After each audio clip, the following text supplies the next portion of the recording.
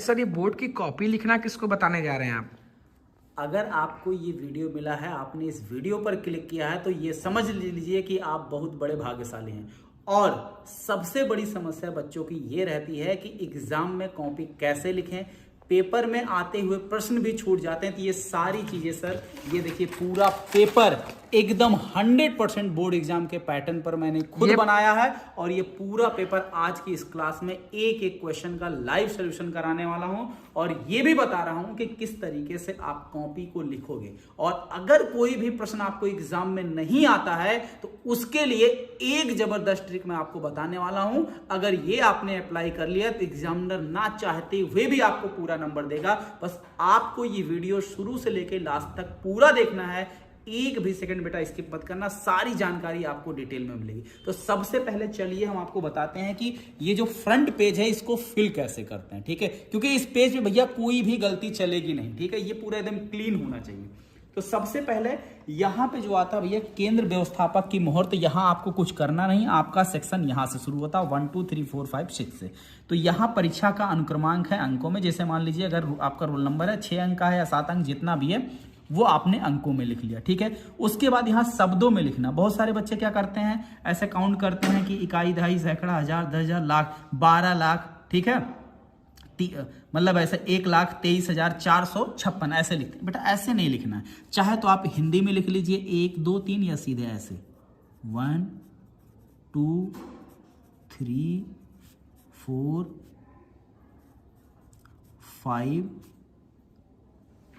और ये 6। उसके बाद विषय कौन सा है, जैसे मान लीजिए विषय आपका फिजिक्स चल रहा था, यानी यहां पे लिख दीजिए भौतिक विज्ञान। भौतिक विज्ञान ये आपका विषय हो गया। उसके बाद प्रश्न पत्र। अब भौतिक विज्ञान में भैया एक ही पेपर होता है तो यहाँ प्रश्न पत्र की कोई टेंशन है नहीं, ठीक है। अब यहाँ पे अंकित कोड, तो मोस्टली देख ला जाए कि पेपर के यहाँ कोड आपको यहाँ मिलेगा 346 BS या BY या BX, जो कुछ भी होगा वो आप पेपर पे देख के आप यहाँ पे फिल कर लेंगे, ठीक है। परीक्षा का दिन कौन सा है, जैसे मान लीजिए ये मैं कॉपी आपको आज बता रहा हूं, तो आज का दिन कौन सा है, आज का दिन है भाई शनिवार, तो ये हमने भैया शनिवार भर दिया, ठीक है। अब परीक्षा की पाली, सेकेंड मीटिंग क्लास 12th की परीक्षा होती है, तो यहाँ पाली में आप लिखेंगे द्वितीय। कौन सा लिखेंगे, पाली में आप लिखेंगे द्वितीय। लेकिन उससे पहले परीक्षा की तिथि, तो पहले यहाँ परीक्षा की तिथि डाल लेंगे। आज तारीख कौन सी है, तो आज मान लीजिए हमारी है 25 तारीख, तो 25/01 ये 2025, ठीक है। अब केंद्र का नाम, आपका सेंटर जहां गया है उसका नाम लिखना। अब ये पूरा पहला पेज आपका क्लीन हो गया। और अब आइए भैया क्वेश्चन पे, यानी अब मिलेगा आपको पेपर। और पेपर में सबसे पहले ये चीज लिखा हुआ है कि 3 घंटे 15 मिनट। ये जो शुरू का 15 मिनट है इसमें आपको बहुत होशियारी नहीं दिखाना है कि मतलब आप पेपर सॉल्व करने मत बैठ जाओ, पहले पेपर ध्यान से पढ़ लो। कह रहा सभी प्रश्न अनिवार्य है और हर एक खंड कितने नंबर का है वो नीचे दिया गया। इस प्रश्न पत्र में टोटल 5 खंड हैं। और पहला खंड जो आ है बहुविकल्पीय है 1 नंबर का, दूसरा वाला जो है अति लघु उत्तरीय 1 नंबर का, और सा वाला खंड सा लघु उत्तरीय प्रकार 1 का है जो कि 2 नंबर का है, और खंड दा जो है 3 नंबर का है, और खंड या जो है आपका 5 नंबर का है। तो ये तो हो गई बात। अब इसको लिखना कैसे है, अब इसको कॉपी में अच्छे से लिखना कैसे। तो अब सेक्शन आप वो शुरू करिए जो आपको पूरा आ रहा है। जैसे मान लीजिए, चलिए हमको यहाँ पे बहुविकल्पीय वाला पूरा आ रहा, तो सबसे पहले हम चलिए आपको एक तरफ से दिखाते हैं। मान लीजिए हम बहुविकल्पीय प्रश्न लिखना चाह रहे हैं, ठीक है, इसका आंसर। तो ये कौन सा खंड है, खंड या सेक्शन, दोनों में से कोई एक डालो। ये मत करो भैया खंड भी डाल दिया आपने, खंड आ और फिर सेक्शन भी लिख एक, चाहे आप इंग्लिश लिखो या पूरा हिंदी ही लिखो, ठीक है। तो हमने क्या किया, खंड आ डाल दिया, ठीक है। अब खंड आ का कौन सा प्रश्न हम करने जा रहे हैं, खंड आ का पहले का हम लिखने जा रहे हैं। तो यहाँ पे हम लिखेंगे ब्लैक पेन से, खंड हमारा डल गया। अब यहाँ पे हम आराम से लिखेंगे। क्वेश्चन उतारना है? नहीं, क्वेश्चन बिल्कुल नहीं उतारना, क्वेश्चन बिल्कुल नहीं उतारना। सीधे आप लिखिए आंसर नंबर कौन सा, फर्स्ट का। अब इसका का क्या आंसर कौन सा है, तो इसका आंसर है पहला। यहां लिखिए फर्स्ट मीटर स्क्वायर बटे सेकेंड स्क्वायर, ये हो गया, ठीक है।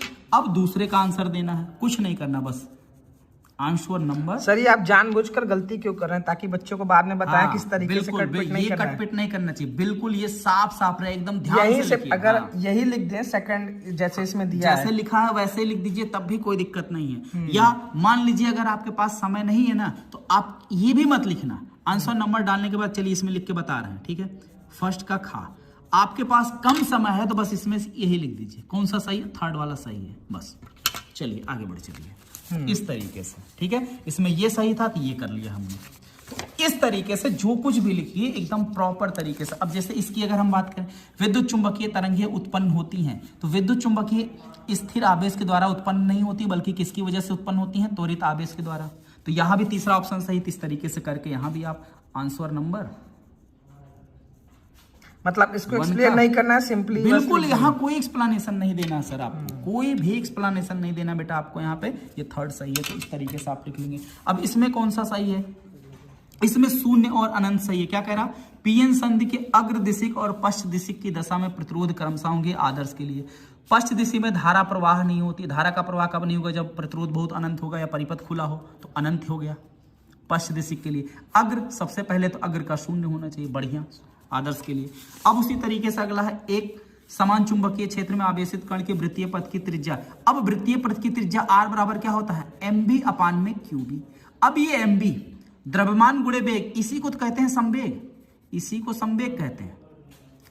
m इंटू बी को संवेग कहते हैं। क्या क्या पूछा? कण के संवेग की या कण के आवेश की। अब यहाँ डायरेक्ट संवेग नहीं आया, ठीक है। और कण का जो आवेश है वो नीचे है, तो जब नीचे है तो भैया उसके अनुक्रमानुपाती नहीं होगा। पूछ रहा अनुक्रमानुपाती, तो डायरेक्ट देखिए m इंटू बी, ये इसके अनुक्रमानुपाती हो गया mb। और यही जो mb है यही हमारा क्या कहलाता? संवेग कहलाता। तो इसलिए ऑप्शन यहाँ क्या हो जाएगा? सी। अब इसके लिए क्या करोगे? ऐसे आंसर नंबर 1 का अंगा, और इसमें कौन सा सही है? सेकंड सही है, सेकंड लिख दिए, ठीक है।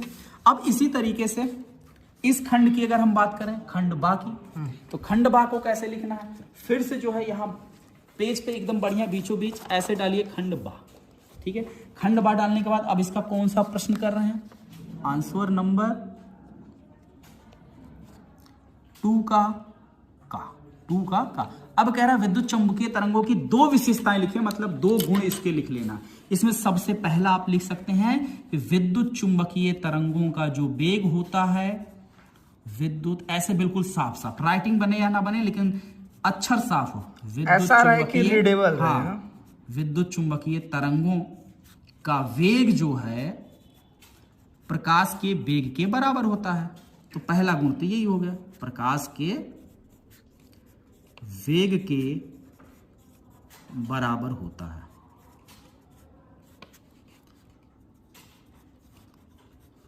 ये पहला गुण हो गया। अब एक और लिखना है, सेकंड। अब ये लिख सकते हो कि विद्युत चुंबकीय जो तरंगे होती हैं, इनकी दिशा जो है हमेशा वैद्युत क्षेत्र और चुंबकीय क्षेत्र के लंबवत होती है। तो विद्युत चुंबकीय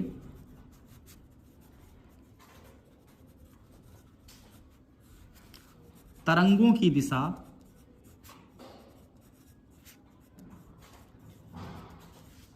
वैद्युत क्षेत्र और चुंबकीय क्षेत्र के लंबवत होती है। दोनों के लंबवत होती है।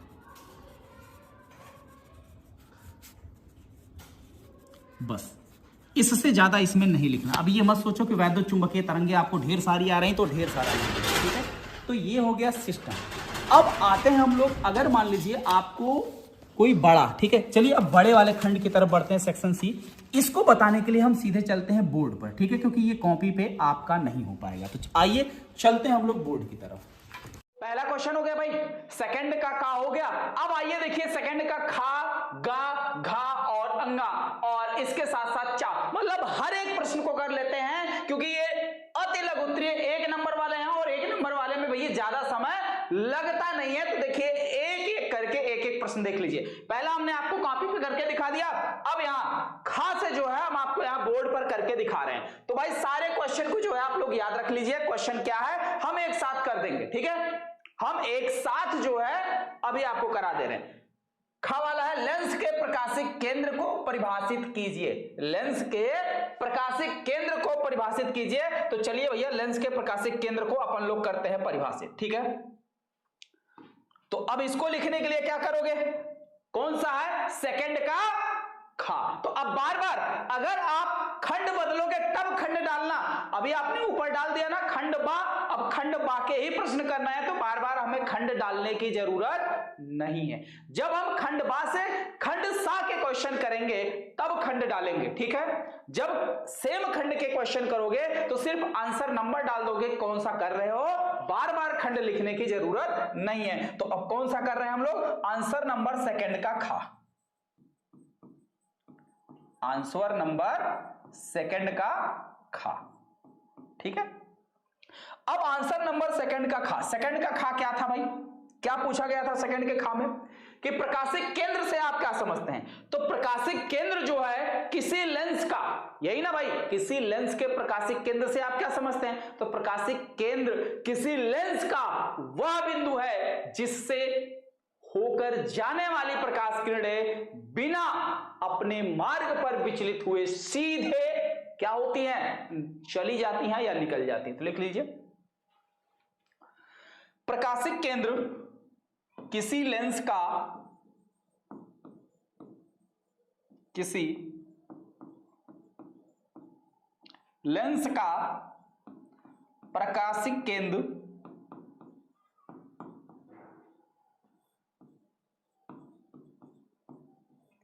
वह बिंदु है, वह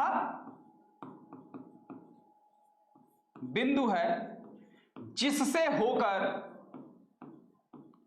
जिससे होकर जाने वाली प्रकाश किरणें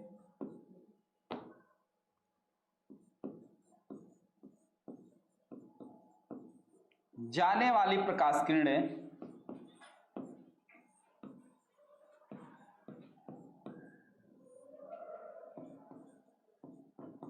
बिना विचलित हुए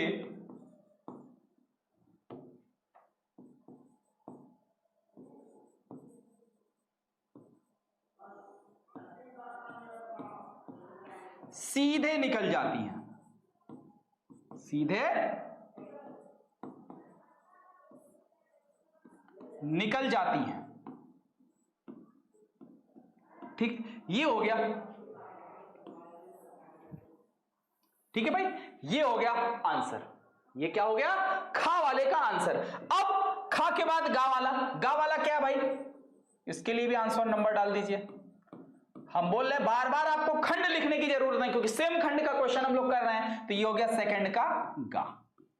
अब सेकंड का गा, गा वाला कौन सा क्वेश्चन भाई, आ तो देख लिया जाए।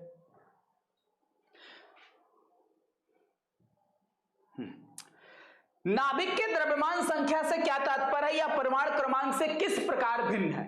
तो नाभिक के द्रव्यमान संख्या से क्या तात्पर्य है, मतलब द्रव्यमान संख्या से क्या समझते हैं। तो किसी नाभिक का जो द्रव्यमान संख्या है वो जो है नाभिक में उपस्थित प्रोटॉन और न्यूट्रॉन दोनों की संख्याओं का योग है, ठीक है। तो किसी भी नाभिक में उपस्थित न्यूट्रॉन और प्रोटॉन दोनों की संख्याओं के योग को नाभिक का द्रव्यमान संख्या कहते हैं, जबकि नाभिक का परमाणु क्रमांक नाभिक में उपस्थित प्रोटॉनों की संख्या को व्यक्त करता है या दर्शाता है, ठीक है। बस इतनी सी बात लिखनी है, चलिए लिख लेते हैं।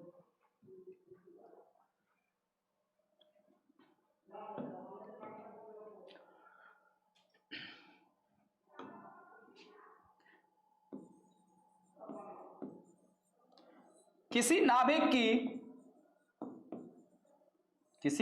नाभिक का द्रव्यमान संख्या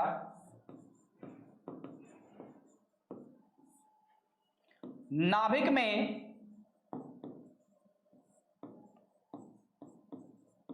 उपस्थित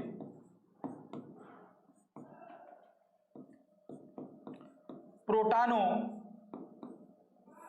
व न्यूट्रॉनों की, प्रोटॉनों व न्यूट्रॉनों की कुल संख्या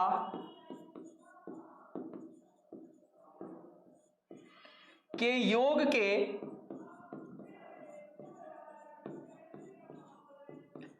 बराबर होता है, कुल संख्या के योग के बराबर होता है। जबकि परमाणु क्रमांक, जबकि नाभिक का परमाणु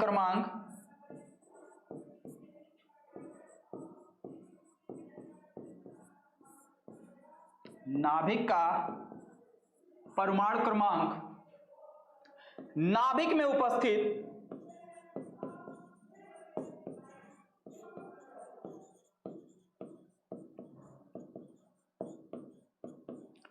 प्रोटॉनों की संख्या के बराबर होता है।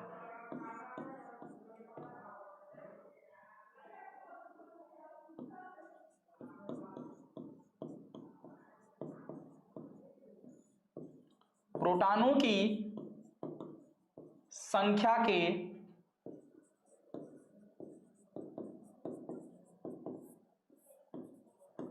बराबर होता है। अब लिखने का तरीका भाई समझ गए? बोलिए, लिखने का तरीका अब आप लोग को समझ में आया? चलिए अगला क्वेश्चन देखते हैं भाई। अगला क्वेश्चन क्या अपना?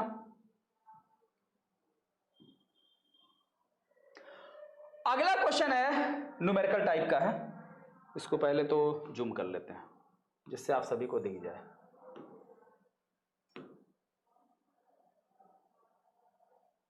दिख गया भाई क्वेश्चन?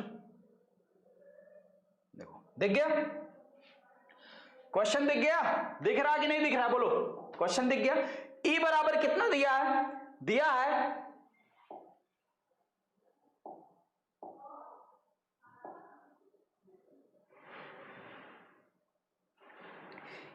ई वाई, क्या दिया है? ई वाई बराबर 60 साइन 500 x माइनस 1.5 इंटू 10 की पावर 11t। 1.5 इंटू 10 की पावर 11t। ठीक है, ये दिया हुआ। ओके, हमसे पूछा क्या है? वोल्ट पर मीटर। हमसे ये कह रहा कि तरंग के चुंबकीय क्षेत्र का समीकरण। चुंबकीय क्षेत्र का समीकरण क्या हो जाएगा भाई? V0 बराबर V x बराबर V0 साइन, जो चीज ब्रैकेट के अंदर है सेम टू सेम वैसे ही रहेगा, x माइनस 1.5 इंटू 10 की पावर 11t, ये ऐसे ही रहेगा। ठीक है, अब ये V0 का मान कैसे निकलेगा? तो V0 बराबर हो जाएगा E0 बटे C। अब E0 का मान कितना दिया है? 60। E0 का मान कितना है? 60। C का मान, C प्रकाश की चाल आप जानते हैं, 3 गुणे 10 की घात 8। अब 3 एक के 3, 3 दूनी 6, यानी कि आ गया 20। तो कितना हो गया? 20 गुणे 10 की घात माइनस 8, या इसी को लिख सकते हैं 2 गुणे 10 की घात माइनस 7, क्योंकि एक जीरो एक पावर कम कर देगा। ठीक है, अब B0 की जगह यही V0 का मान उठा के रख देना, ये चुंबकीय क्षेत्र का समीकरण बन जाएगा। ठीक है, चुंबकीय क्षेत्र की तीव्रता का समीकरण बन जाएगा। क्लियर है? तो ये कौन सा हो गया आंसर अपना? अपना हो गया आंसर नंबर घ। ठीक है, अब घ के बाद आते हैं भैया अंगा की बारी।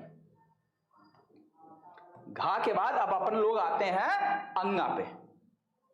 ठीक है, घा पे आते हैं अब अंगा पे। अंगा क्या कह रहा है कि धारा मापी को वोल्टमीटर में कैसे बदल सकते हैं? धारा मापी को वोल्टमीटर में कैसे बदलते हैं? तो धारा मापी के, ठीक है, धारा मापी को वोल्टमीटर में बदलने के लिए धारा मापी के साथ हम क्या करते हैं? एक शंट लगाते हैं। क्या करते हैं? यानी एक बाईपास करते हैं। तो धारा मापी में एक शंट लगाकर हम धारा मापी को वोल्टमीटर में कन्वर्ट कर सकते हैं। क्लियर है? सॉरी, अमीटर है, अमीटर की बात कर रहा है। ठीक है, अगर वोल्टमीटर है ना, अगर अमीटर की बात करेगा तो हम क्या करेंगे? एक शंट लगा देंगे, और शंट लगाएंगे तो वो क्या बन जाएगा भाई? हमारा अमीटर में बन जाएगा। लेकिन यहां हमसे क्या पूछा भाई? वोल्टमीटर। किसमें पूछा भाई? हमसे यह पूछा भैया वोल्टमीटर। वोल्टमीटर में बदलने के लिए क्या करते हैं? ज्यादा प्रतिरोध वाला एक श्रेणी क्रम, यानी उच्च प्रतिरोध को श्रेणी क्रम में जोड़कर। ठीक है, आगे बात समझ में क्लियर है? तो चलिए लिख लेते हैं धारा मापी को वोल्टमीटर में कैसे बदल सकते हैं। तो इसका आंसर यहां कर लेते हैं। आंसर नंबर घा, 2 का घा।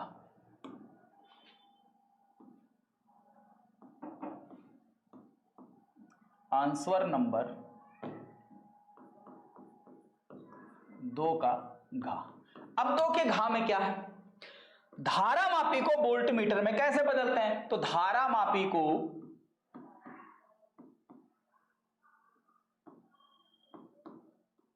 वोल्ट मीटर में बदलने के लिए, वोल्ट मीटर में बदलने के लिए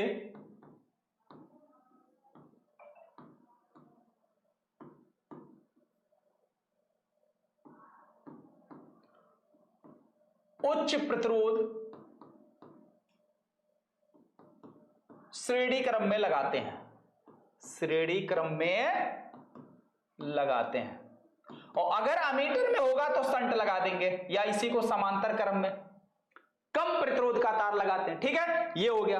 और इसमें चा वाला क्वेश्चन कौन सा भाई? चा वाला क्या है? वैद्युत द्विध्रुव की अक्षीय रेखा पर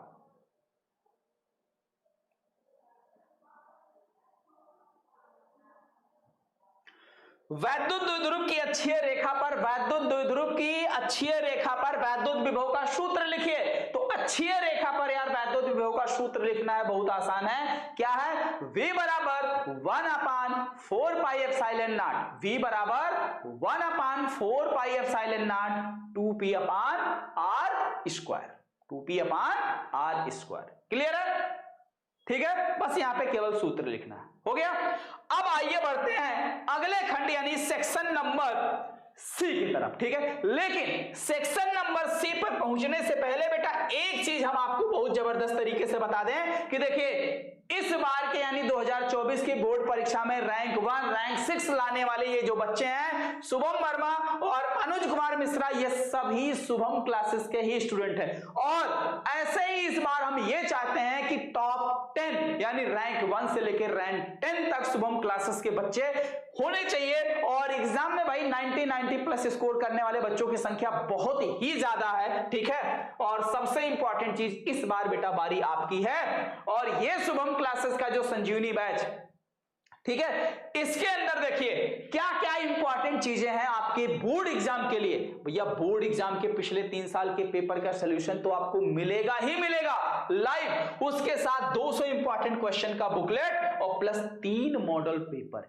एक मॉडल पेपर आज देखो मैं आपके सामने सॉल्व करा रहा हूं, ठीक है, 2 और आपको मिलेंगे इसी बैच के अंदर, वो भी सॉल्यूशन के साथ। ठीक है, और उसके साथ साथ शार्ट नोट्स और special tips for all subject, हर एक सब्जेक्ट के लिए स्पेशल टिप्स भी मिलेंगे, जिसकी प्राइस अभी मात्र 399 रुपए है। तो भैया अगर बैच से नहीं जुड़े हैं तो जल्द से जल्द बैच से जुड़े, बिल्कुल भी देर ना करें। और ये शुभम क्लासेस का फ्री टेलीग्राम ग्रुप है, इसमें जुड़ने के लिए टेलीग्राम पर सर्च करना शुभम क्लासेस आप, ठीक है, उसके बाद वहां से जुड़ जाना, किसी भी प्रकार का कोई वहां पेमेंट नहीं है। तो सभी लोग भाई एक बार चैनल को लाइक, शेयर और सब्सक्राइब जरूर कर ले। अगर आपने चैनल सब्सक्राइब नहीं किया तो चैनल को सब्सक्राइब करके बेल आइकन का बटन दबा लें। और अगर आप सेशन अभी तक लाइक शेयर नहीं किया भाई, लाइक शेयर कर दीजिए जबरदस्त तरीके से। चलिए बढ़ते भाई अगले क्वेश्चन की तरफ। अब देखिए भाई ये मॉडल पेपर जो आपके सामने दिखाई दे रहा है, ये मॉडल पेपर भैया आपके संजीव सर ने खुद बैठ के बनाए हैं। ठीक है, इसमें जो क्वेश्चन शामिल किए गए हैं ये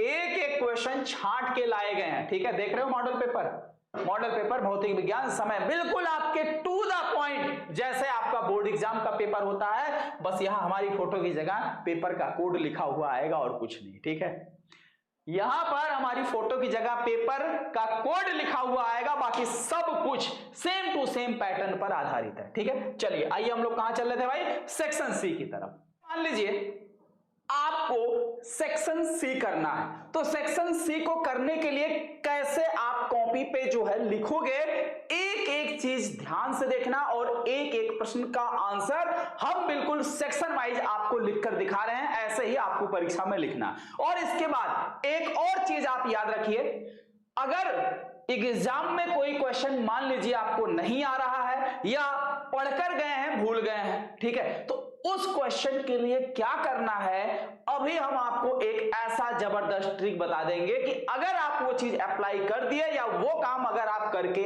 आ गए तो भैया एग्जामिनर ना चाहते हुए भी नंबर आपको देके जाएगा।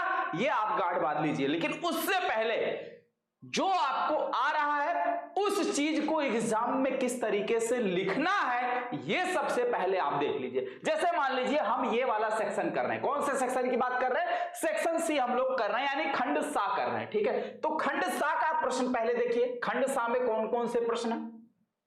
इसमें खंड सा में देखिए सबसे पहला प्रश्न क्या है भाई, सबसे पहला प्रश्न आपके सामने खंड सा का क्या दिखाई दे रहा है कि 45 इलेक्ट्रॉन वोल्ट, कितने, 45 इलेक्ट्रॉन वोल्ट ऊर्जा का एक इलेक्ट्रॉन 9 गुणे 10 की घात -15 वेबर पर मीटर स्क्वायर के तीव्रता के चुंबकीय क्षेत्र में वृत्ताकार मार्ग में चक्कर लगा रहा है। वृत्ताकार मार्ग की त्रिज्या ज्ञात कीजिए। यानी हमें क्या करनी है, वृत्ताकार मार्ग की त्रिज्या ज्ञात करनी है। ठीक है, अब हम ये मान के चल रहे हैं यह प्रश्न आपको आ रहा है, बस इसे लिखने का तरीका हम आपको समझा रहे हैं कि एग्जाम में कैसे लिखना है। ठीक है, तो चलिए सबसे पहले अपन क्या करते हैं, एक सादा पेज उठाते हैं। ठीक है, क्या करते हैं भाई, हम एक सादा पेज उठाते हैं और क्वेश्चन को लिखते हैं।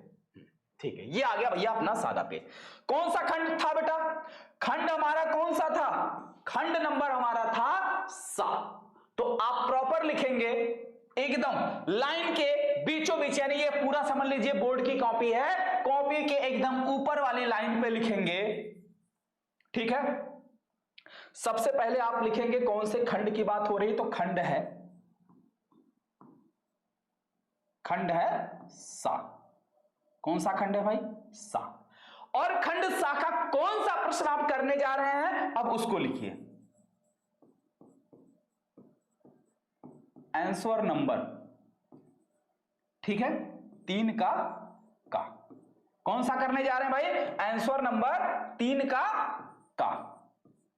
ठीक, आगे बात समझ में। अब चाहे आप आंसर नंबर लिखिए या प्रश्नोत्तर नंबर लिखिए, ये आपके ऊपर डिपेंड करता है। ठीक है, आप आंसर नंबर लिखिए या प्रश्नोत्तर नंबर लिखिए, ये आपके ऊपर डिपेंड करता है। ये इसमें आप बिल्कुल फ्री है और आराम से भैया एक मस्त से क्या करना है, अंडरलाइन कर देना। ठीक है, और ये सारी चीजें कहां होनी चाहिए भाई, एकदम यहां पेज पर। ठीक है, अब क्वेश्चन क्या था हमारा, क्वेश्चन हमारा क्या था, क्वेश्चन सबसे पहले हमने आपको पढ़ा दिया ना भाई। क्वेश्चन को पढ़ने के लिए हमने सबसे पहले देखिए क्वेश्चन हमारा क्या था, पेपर हमने लिया हुआ अपने हाथ में, एक बार फिर से हम आपको दिखा दे रहे हैं क्वेश्चन क्या था। क्वेश्चन आप यहां पढ़ लीजिए। ठीक है, ये है क्वेश्चन,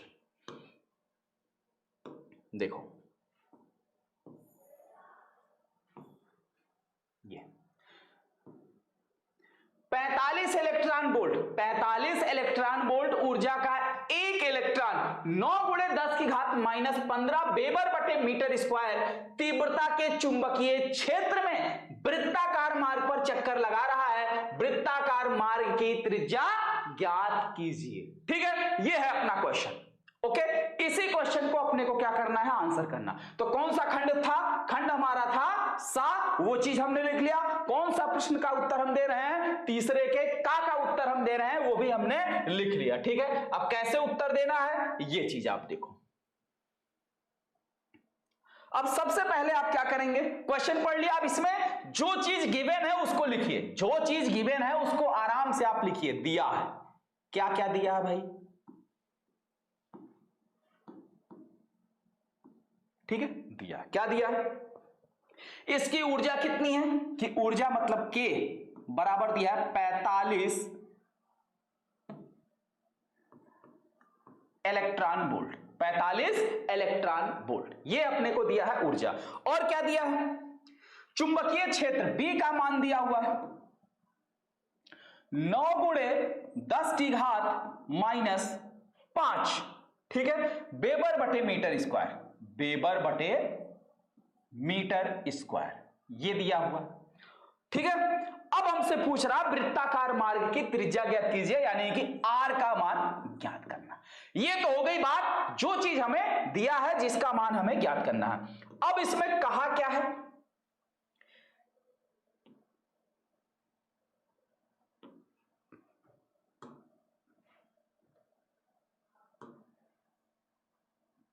जैसे मान लीजिए ये, ठीक है, कोई इलेक्ट्रॉन है जो कि वृत्ताकार मार्ग पर, यानी इस प्रकार से वृत्ताकार मार्ग पर, और ये कौन से विचुंबकीय क्षेत्र के अंदर घूम रहा। मान लेते हैं इस वृत्त की जो त्रिज्या है वो कितनी है भाई, इस वृत्त की त्रिज्या कितनी है, r। इस वृत्त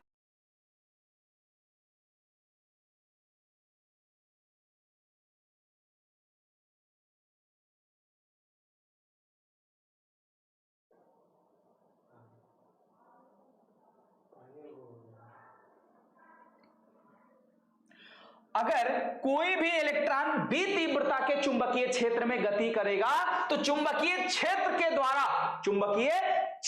द्वारा उस पर क्या लगेगा, एक चुंबकीय बल लगेगा। क्या लगेगा, एक चुंबकीय बल लगेगा। और ये चुंबकीय बल कितना लगेगा, ये चुंबकीय बल लगेगा F बराबर क्यू वी इंटू वी लगेगा। ठीक है, ये इतना इस पर बल लगेगा। और चूंकि ये वृत्ताकार मार्ग पर गति कर रहा, और कोई भी कण अगर वृत्ताकार मार्ग पर गति करता है तो वृत्ताकार मार्ग पे गति करने के लिए उसको एक अभिकेंद्र बल की जरूरत पड़ती है जो कि उसे लगने वाला चुंबकीय बल प्रदान करेगा। तो यानी इस पर क्या होगा, एक अभिकेंद्र बल की इसको जरूरत पड़ेगी। क्या होगा भाई, इसको एक अभिकेंद्र बल की जरूरत पड़ेगी। ठीक है, अभिकेंद्र बल का फार्मूला क्या होता है, mb² बटे r। जहां b क्या है, कण का वेग है, जहां b क्या है, कण का वेग है। ठीक, आगे बात समझ में क्लियर है। तो यानी ये जो अभिकेंद्र बल है ये कौन देगा, ये लगने वाला बल देगा। तो कुल मिला के लिखेंगे वृत्ताकार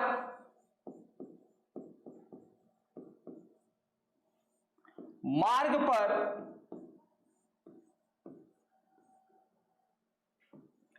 इलेक्ट्रॉन को गति करने के लिए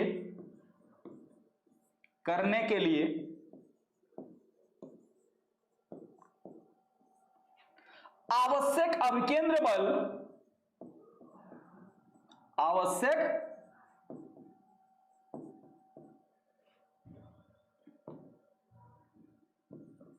अभिकेंद्र बल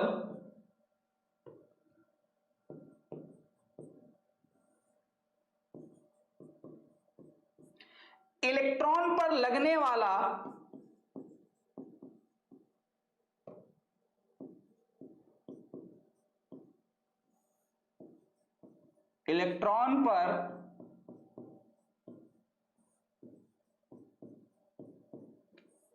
वाला चुंबकीय बल प्रदान करेगा।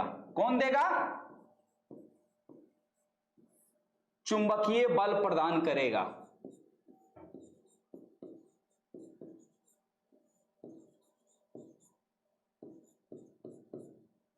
ठीक है, चुंबकीय बल प्रदान करेगा।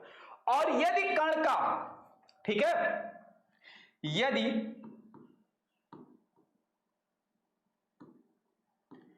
इलेक्ट्रॉन का द्रव्यमान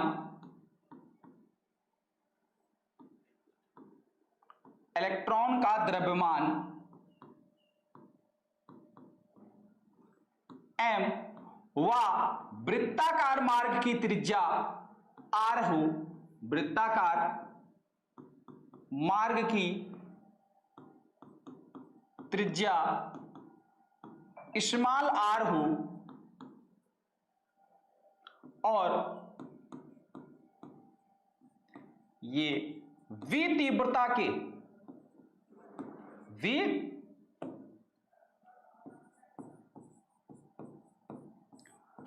के चुंबकीय क्षेत्र में v वेग से गति करे, v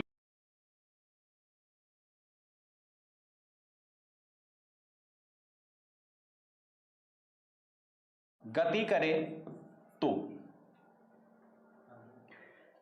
mb² बटे r बराबर क्या हो जाएगा, QVB। जहां Q क्या है, इलेक्ट्रॉन पर उपस्थित आवेश की मात्रा। तो एक इलेक्ट्रॉन पर कितनी आवेश होती है, तो इसको हम क्या कर सकते हैं, EV into V। EV into V। ठीक है, आगे बात समझ में। ये हो गया भाई हमारा समीकरण नंबर 1। हमसे पूछा क्या है, हमसे पूछा त्रिज्या R का मान। क्या निकालना है? R का मान निकालना है। अब देखिए इसमें कितने टर्म आ रहे हैं बेटा, कितने टर्म इसमें आ रहे हैं, लेकिन हमें सिर्फ ये 2 चीजें दे रखी है, तो ये सारा काम हम क्या कर लेंगे, इन्हीं 2 चीजों से ये सब मैनेज कर लेंगे। कैसे मैनेज हो रहा है देख लो।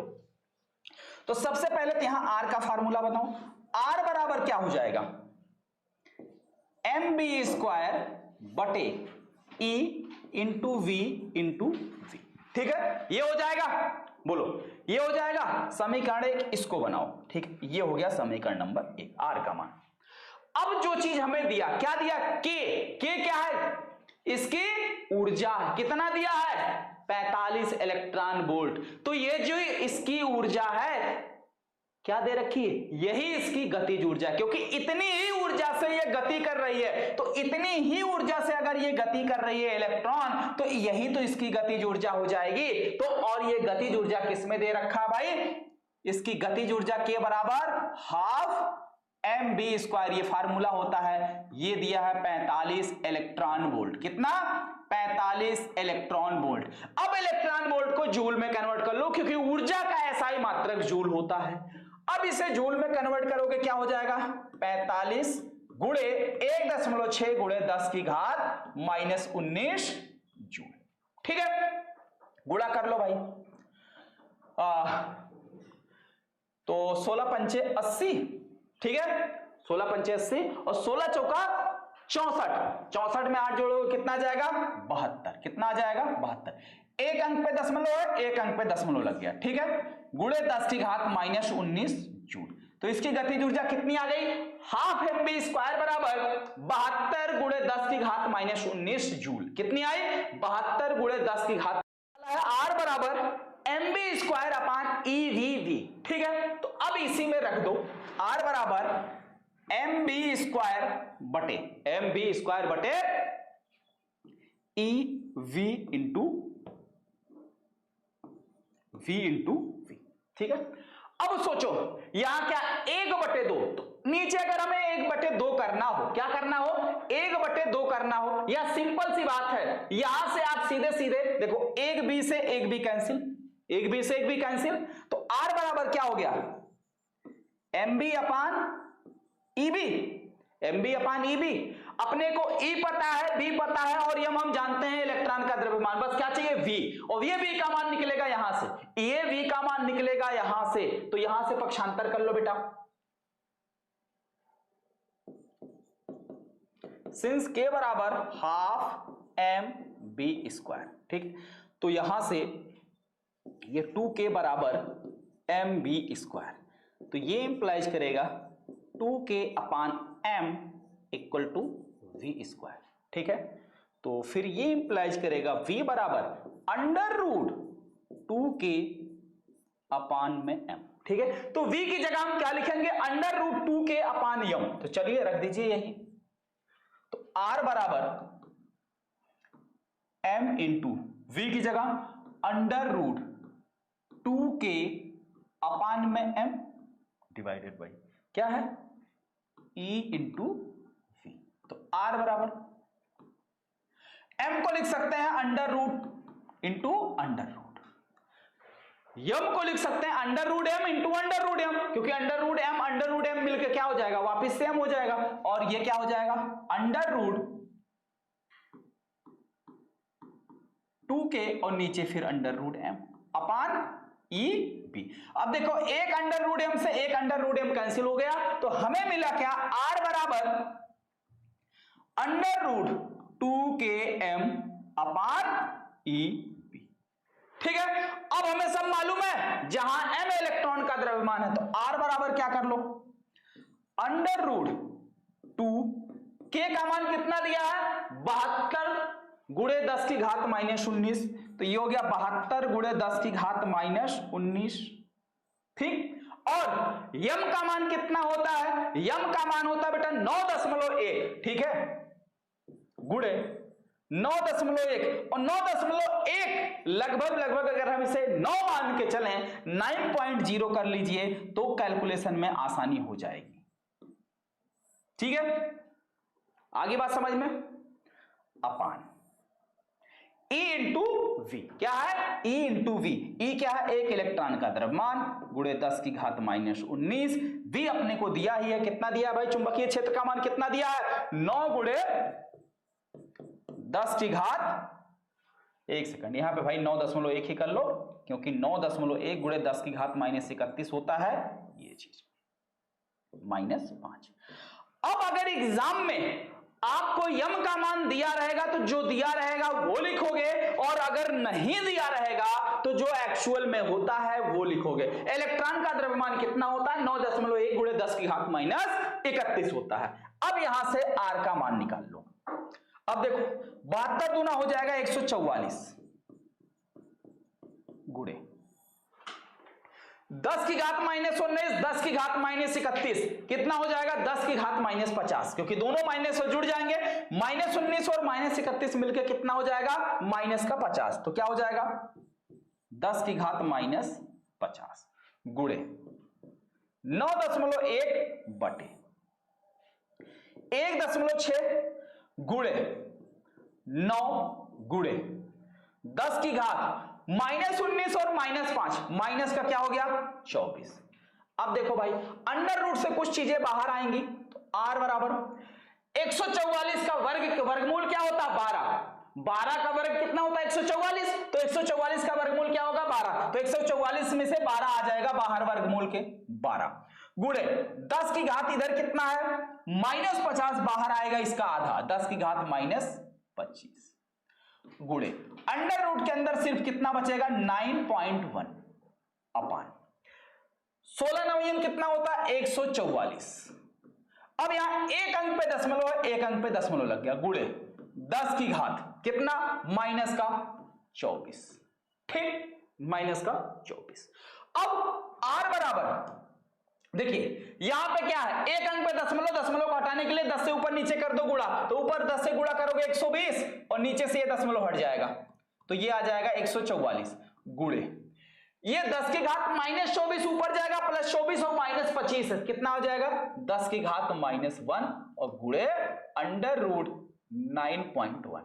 अब काट दो, 12 दहम्मा 120 और 12 बरहिया 144, तो R बराबर कितना आ गया, 12 से 10 में भाग करोगे कितना जाएगा, सबसे पहले जाएगा नहीं तो दशमलव लगाओगे हो जाएगा 100 और 12 अट्ठे 96, 8 96 हो गया, 4 40 हो गया, तो 12 दूनी 24, 12 तिहाई 36, फिर 40 हो गया, 3 3 ये आता रहेगा और ये गुणे 10 की घात -1 और गुणे अंडर रूट 9.1। -1 का मतलब दशमलव को एक अंक और इधर ले आ दो, दशमलव को एक अंक और इधर ला दो, ठीक है, तो एक अंक और इधर लाओगे ये हो जाएगा 0.083 इंटू अंडर रूट 9.1 इतना मीटर। यही क्या हो गया भाई, अपना आंसर हो गया। अब यहां पे चाहो तो अंडर रूट 9.1 का वर्गमूल निकाल के रख देना या यहीं छोड़ देना, कोई दिक्कत नहीं है। क्लियर है, आगे बात समझ में। तो इस तरीके से एग्जाम में एकदम प्रॉपर तरीके से आप आंसर लिखोगे। और हाँ एक चीज भाई याद रखिएगा, ये चीजें कैसे हुई कैसे नहीं हुई ये सारी चीजें हमने आपको करके दिखा दी, और अगर आप सेशन को पूरा नहीं देखोगे या जो कुछ भी मैं पढ़ाता हूं ये भैया टू द पॉइंट और कहां से कैसे हो रहा और बाकी क्या करोगे, अगर आप खोजने जाओगे तो ये क्वेश्चन आपको किसी ना किसी जगह सॉल्व जरूर मिलेगा, लेकिन डायरेक्ट यहीं से, आगे क्या हुआ कैसे हुआ वो नहीं, डायरेक्ट यहां से। अब तो देखिए इस तरीके से ये आपका आंसर हुआ, लेकिन एक चीज और आप याद रखिए, अगर एक क्वेश्चन आपको टीचर सिखा रहा है तो उस एक क्वेश्चन से आप कम से कम 10 क्वेश्चन सॉल्व कर सकते हो, लेकिन अगर एक क्वेश्चन आप खुद से तैयार करोगे तो वो आपका सिर्फ एक ही क्वेश्चन तैयार होगा। ऐसा मैं इसलिए बोल रहा हूं कि ये क्वेश्चन का आंसर आपको कहीं ना कहीं जरूर मिल जाएगा, और ये भी गारंटी के साथ कह रहा हूं कि आगे ये सारा स्टेप क्या हुआ कैसे हुआ ये नहीं लिखा हुआ मिलेगा, सीधे यहां से स्टार्टिंग आपको मिलेगी, क्योंकि निकालने त्रिज्या है और क्वेश्चन के अकॉर्डिंग त्रिज्या के लिए यही फार्मूला इस्तेमाल होगा। देखिए ये फार्मूला कैसे निकल कर आया है, क्या इसका बेसिक कॉन्सेप्ट है, वो पूरा प्रॉपर मैंने आपको दिया। ठीक है, ये देखो पूरा प्रॉपर मैंने आपको इसका फार्मूले का बेस दिया और फिर वो फार्मूला निकाला, फिर आपके सामने क्वेश्चन सॉल्व किया। तो इस तरीके से आपको बेसिक नॉलेज मिल गया कि क्वेश्चन का फार्मूला कैसे बनेगा। अब मान लीजिए त्रिज्या निकालने के बजाय चुंबकीय क्षेत्र का फार्मूला आ जाएगा, तो आपको पता ना भैया बेस तो यही है, बेस तो यही है, तो यहां से चुंबकीय क्षेत्र। मान लीजिए बेग निकालने के लिए आ जाए तो यहां से बेग निकल जाएगा। कोई भी चीज निकालने के लिए आ जाए तो आप यहां से डाइवर्ट कर सकते हैं, यहां से चीजों को निकाल सकते हैं। क्लियर है? आगे बात समझ में? चलिए आगे बढ़ते हैं अगले क्वेश्चन पर। अगला क्वेश्चन मान लीजिए अगर आपको एग्जाम में नहीं आ रहा है, अब आपको आ रहा है किसी दूसरे सेक्शन का क्वेश्चन अच्छे से, तो सबसे पहले एग्जाम में ऐसे ही क्वेश्चन करिए जो आपको एकदम अच्छे से आ रहे हैं। तो अब आइए, मान लीजिए आपको सेक्शन, ठीक है, ये कौन सा सा है, और मान लीजिए अब सा की जगह आपको दा का एक बढ़िया जबरदस्त क्वेश्चन आ रहा। अब देखिए दा में कौन सा क्वेश्चन है। दा में मान लीजिए एक क्वेश्चन ये रहा आपके सामने, खंडदा। खंडदा में देखिए एक क्वेश्चन आपके सामने दिख रहा है। क्वेश्चन क्या कह रहा कि वैद्युत द्विध्रुव तथा द्विध्रुव आघूर्ण को परिभाषित कीजिए। वैद्युत द्विध्रुव तथा द्विध्रुव आघूर्ण को परिभाषित कीजिए। 2 × 10⁻⁸ कूलम मीटर द्विध्रुव आघूर्ण का वैद्युत द्विध्रुव 2 × 10⁵ वोल्ट पर मीटर के एक समान चुंबकीय वैद्युत क्षेत्र से 30 अंश पर झुका हुआ है, यानी कि वैद्युत क्षेत्र और द्विध्रुव के बीच में कितना कोण बन रहा है, थीटा बराबर 30 अंश। द्विध्रुव की स्थितिज ऊर्जा और इस पर कार्यरत बलयुग्म का आघूर्ण ज्ञात कीजिए। तो द्विध्रुव पर लगने वाला बलयुग्म आघूर्ण आपको बताना है, यानी टाउ भी निकालना है, और टाउ के साथ साथ द्विध्रुव की स्थितिज ऊर्जा U बराबर भी आपको निकालना है। ठीक है, ये दोनों मान आपको निकालने हैं। क्लियर है? लेकिन उससे पहले वैद्युत द्विध्रुव क्या होता है और वैद्युत द्विध्रुव आघूर्ण क्या होता है, ये दोनों बातों को आपको परिभाषित करना है। ठीक है, तो चलिए आइए देखिए इसको कैसे करना है। सेक्शन मतलब खंड अगर आपको चेंज करना है तो इसके लिए कॉपी पे कैसे क्या किया जाएगा।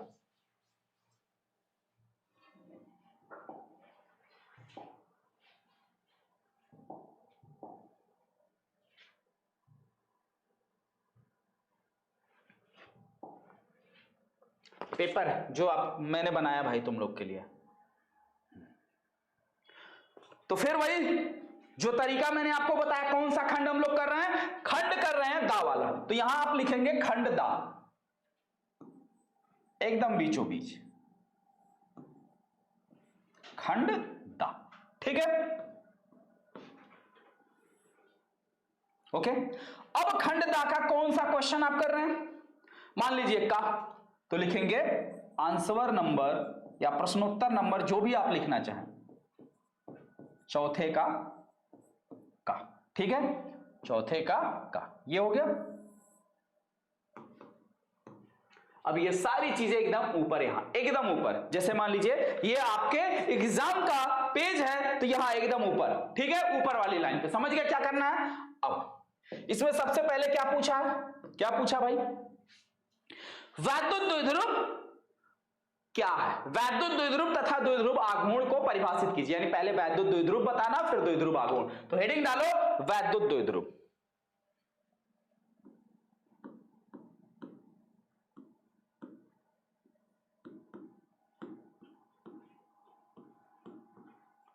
वैद्युत द्विध्रुव। अब वैद्युत द्विध्रुव होता क्या, तो सिंपल सी बात है बेटा, हमने ये चीज आपको बताया होगा कि जैसे मान लीजिए वैद्युत द्विध्रुव में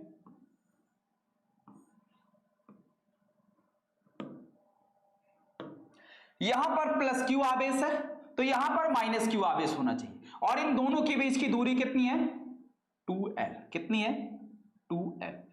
तो वैद्युत द्विध्रुव की सिंपल सी परिभाषा है कि समान परिमाण के दो विपरीत आवेश, यानी अगर ये +5 कूलम है तो दूसरा -5 कूलम होना चाहिए। समान परिमाण के दो विपरीत आवेश एक दूसरे से अल्प दूरी पर स्थित हो तो इस प्रकार के निकाय को वैद्युत द्विध्रुव कहा जाता है। तो लिख लीजिए परिभाषा फिगर बनाते हुए, समान परिमाण तथा विपरीत प्रकृति के दो आवेश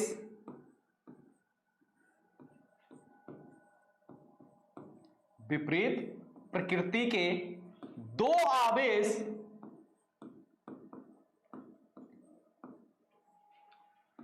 एक दूसरे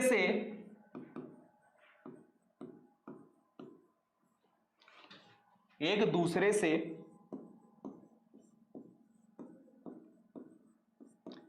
अल्प दूरी पर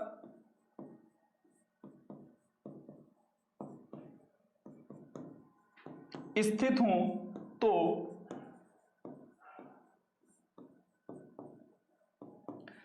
इस प्रकार के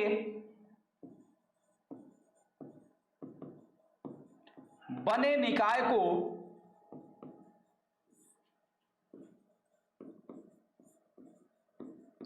वैद्युत द्विध्रुव कहते हैं। वैद्युत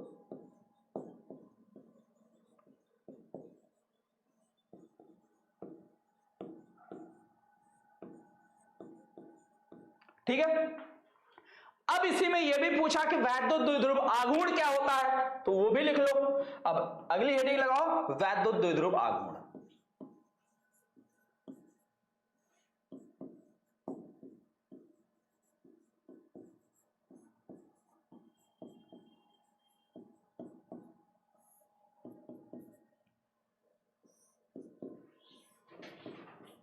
वैद्युत द्विध्रुव आघूर्ण। वैद्युत द्विध्रुव आघूर्ण को बेटा हम लोग लिखते पी से हैं, और ये पी बराबर जो फार्मूला होता है वो क्या होता है, दोनों आवेशों में से किसी एक आवेश का परिमाण और इन दोनों के बीच की जो दूरी है इसी के गुणनफल को वैद्युत द्विध्रुव आघूर्ण कहा जाता है। ठीक, तो क्या हो गया कि वैद्युत द्विध्रुव के दोनों आवेशों में से किसी एक आवेश का परिमाण और दोनों आवेशों के बीच की दूरी के गुणनफल को वैद्युत द्विध्रुव आघूर्ण कहते हैं। लिखिए,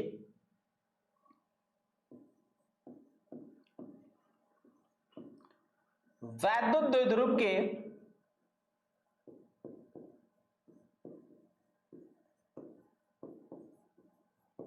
दोनों आवेशों में से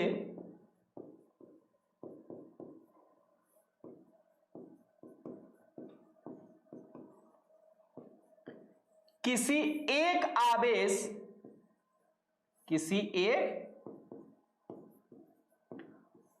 का परिमाण, किसी एक आवेश का परिमाण और दोनों आवेशों के बीच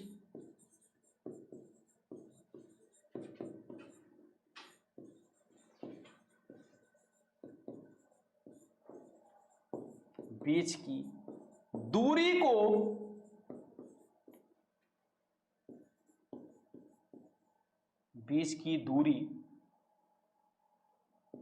के गुणनफल को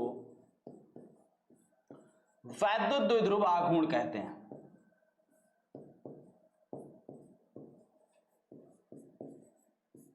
वैद्युत द्विध्रुव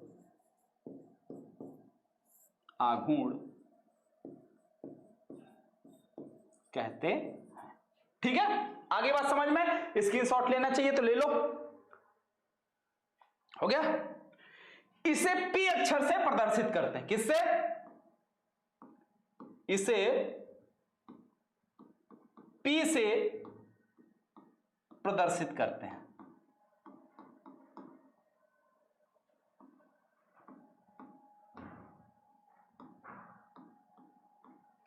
P बराबर क्या हो जाएगा, दोनों आवेशों में से कोई एक आवेश Q गुणे इनके बीच की दूरी, और इसका जो मात्रक होगा वो क्या होगा, Q का मात्रक क्या होगा, कूलाम। क्या होगा, कूलाम। ठीक, और इसके साथ साथ इसका मीटर, कूलाम मीटर। ठीक है, अब देखिए आपसे पूछा द्विध्रुव आघूर्ण है और यही द्विध्रुव आघूर्ण है, तो इसको भैया क्या कर लेना है, इसको घेरा कर लेना है। ठीक है, इसको घेरा बना लेना है। ठीक है, इस तरीके से। Okay, clear. और इस पे क्या करना है, अंडरलाइन कर लेना है।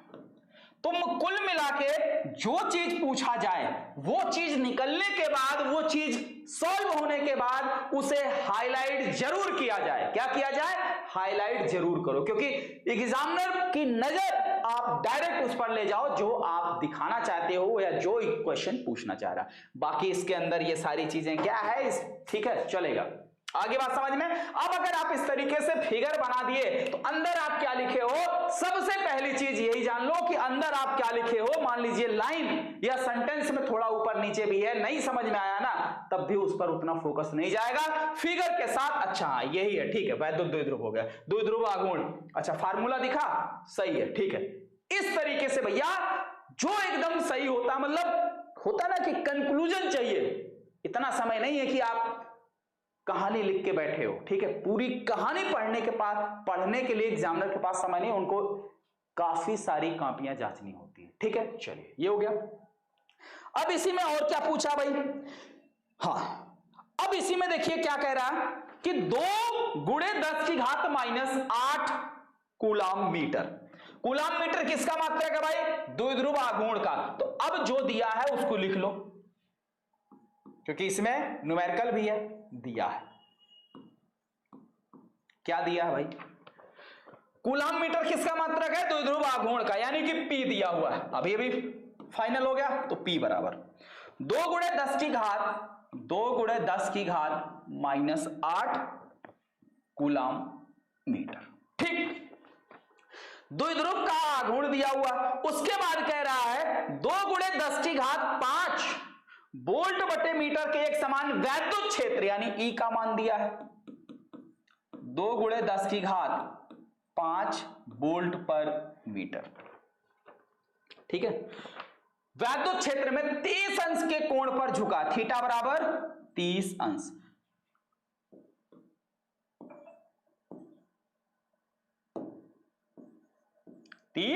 कोण पर झुका है।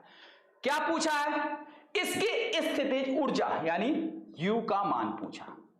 U के मान के साथ साथ और क्या पूछा? इस पर लगने वाला बलयुग्म आघूर्ण टाउ का मान पूछा, ठीक है। अब आइए,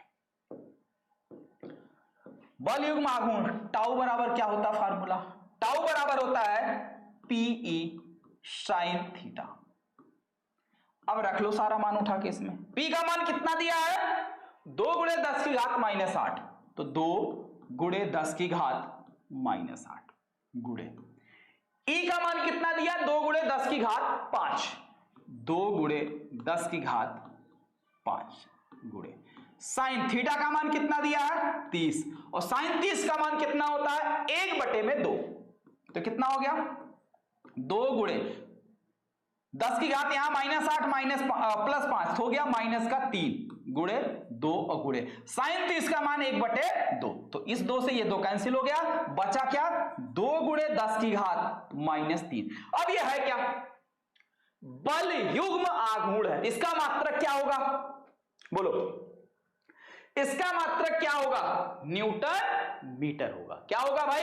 न्यूटन मीटर होगा, ठीक है। क्योंकि देखिए P का मात्रक कूलाम मीटर, इसका मात्रक न्यूटन बटे कूलाम, तो कूलाम से कूलाम कटा, बचा क्या? न्यूटन मीटर, तो इतना न्यूटन मीटर।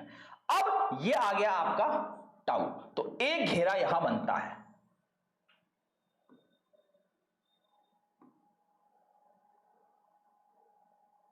ठीक। एक हाईलाइट ये हो गया, एक आंसर अपना आ गया टाउ। दूसरा क्या? U का मान। अब हम U बराबर फार्मूला क्या जानते हैं बेटा? -PE cos theta, -PE cos theta ये होता है।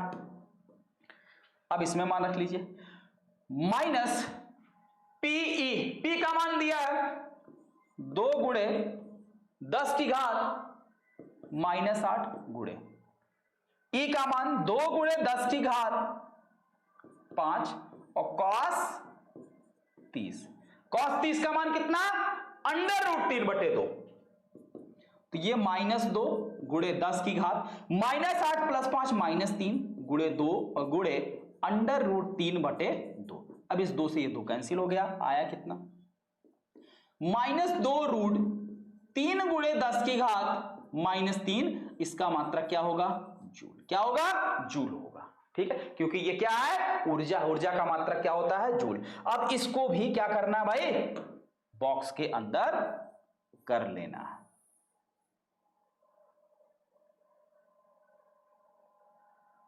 ठीक है, इसको भी क्या करना भाई? बॉक्स के अंदर कर लेना। ठीक है,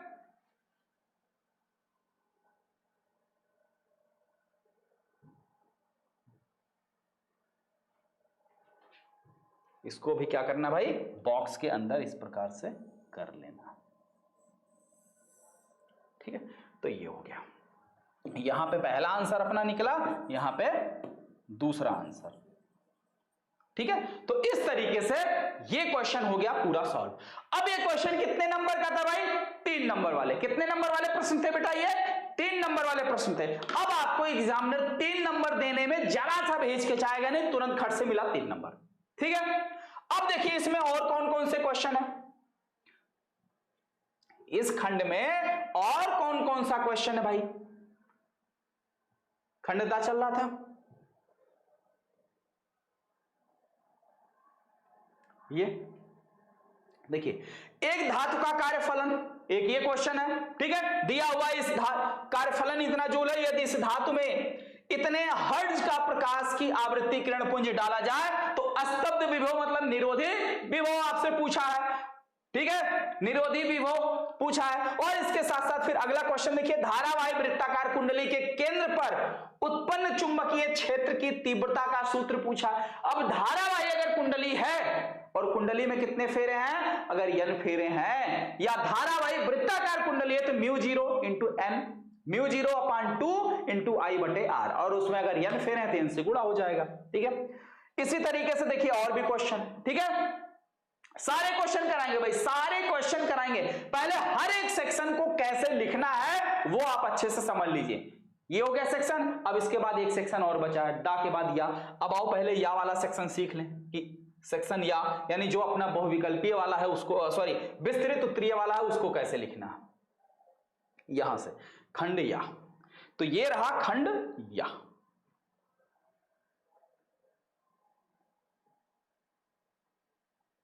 देखो ये खंड या है। ठीक है, अब खंड या में कह रहा स्पष्ट कीजिए क्यों।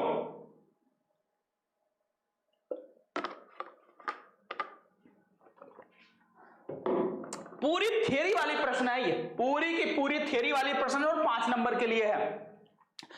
स्पष्ट कीजिए क्यों हल्के नाभिक आपस में जुड़कर भारी नाभिक का निर्माण करते हैं। ठीक है, या बड़ा नाभिक बनाते हैं। सबसे पहला ये तो स्टेटमेंट जानते ही हो ना कि हल्के नाभिक मिलकर भारी नाभिक का निर्माण करते हैं, इसी को कहते हैं नाभिकीय संलयन। लेकिन ये ऐसा क्यों होता है, इसके पीछे का रीजन, एक भारी नाभिक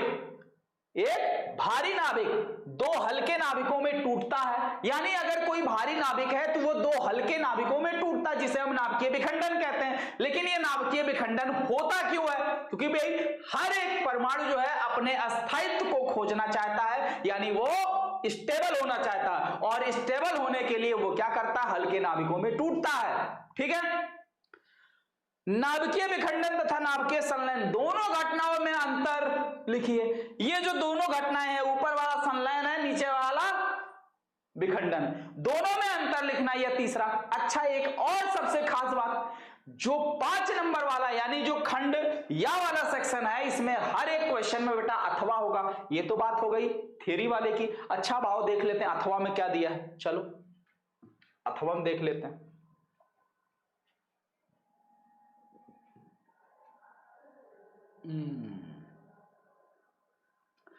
अथवा में देखो क्या दिया है, स्थिर वैद्युत के गॉस नियम को लिखिए।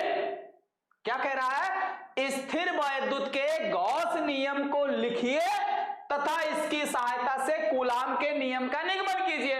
ये तो भैया सबसे आसान रहा, ये तो सबसे आसान रहा। अब ये आपके ऊपर ही डिपेंड है, आप उसको करते हो या इसको करते हो। अगर हमसे पूछो तो हम तो कहेंगे भैया हमें डेरिवेशन ज्यादा पसंद है, हम तो यही करेंगे। ठीक है, थियरी आप लोग समझिए, ये डेरिवेशन हम आपको करके दिखा रहे हैं। इसमें क्या करना है?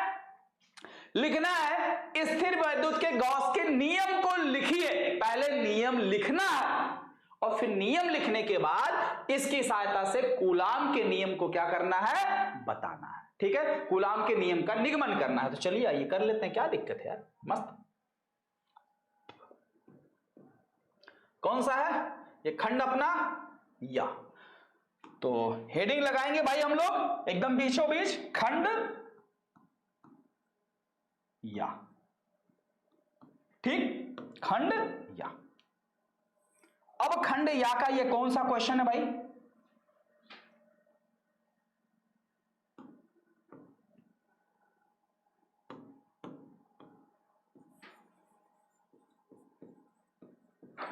आंसर नंबर कौन सा है, 6,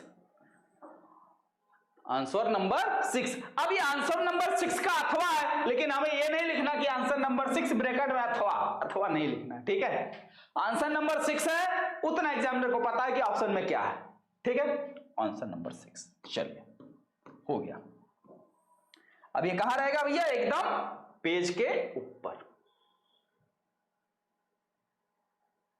ठीक, सबसे पहले क्या बोला है, गॉस के नियम को लिखिए। तो हेडिंग डालोगे गॉस का नियम।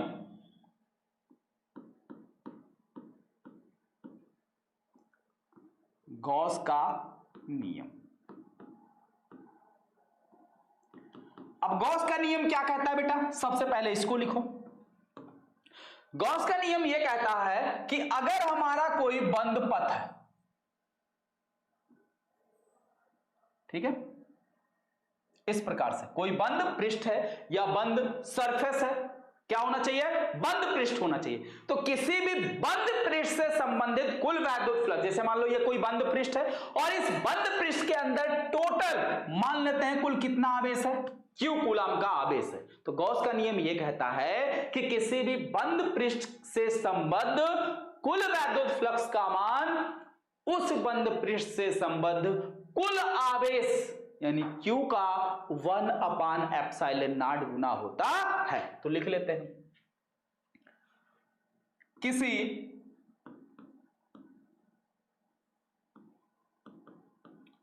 बंद पृष्ठ से संबद्ध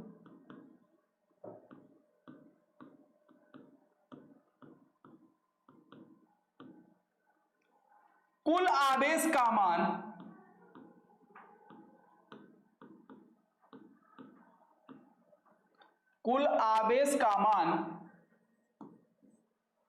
बंद पृष्ठ से संबद्ध कुल आवेश का मान, एक सेकंड, संबंधित कुल वैद्युत फ्लक्स होगा, कुल वैद्युत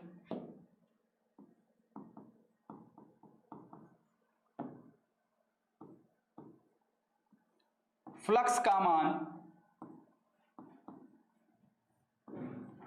उस बंद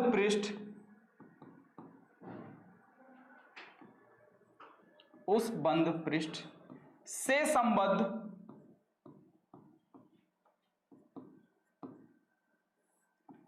कुल आवेश का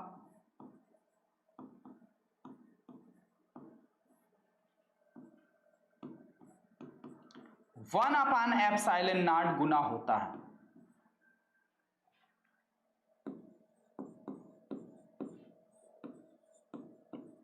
अर्थात इसको हम लिख सकते हैं फाई ए बराबर Q बटे ε0, Q बटे ε0, जहां Q क्या फिगर में बना दिया गया है, उस पृष्ठ से संबंधित कुल वैद्युत फ्लक्स, कुल वैद्युत आवेश का मान। क्लियर है, आगे बात समझ में, ये हो गया गॉस का नियम। अब इसी नियम की सहायता से क्या करना, कूलाम के नियम का निगमन करना है। तो चलिए भैया ये करते हैं, अगली हेडिंग लगाओ, गॉस के नियम की सहायता से कूलाम के नियम का निगमन।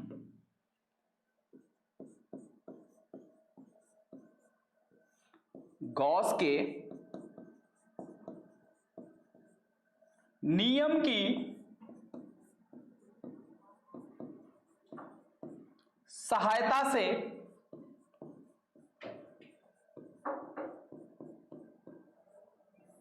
कूलाम के नियम का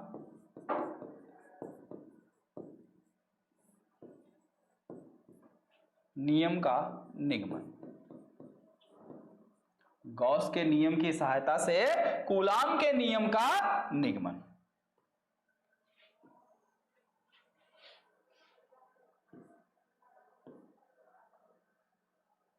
ठीक है, गॉस के नियम की सहायता से कूलाम के नियम का निगमन।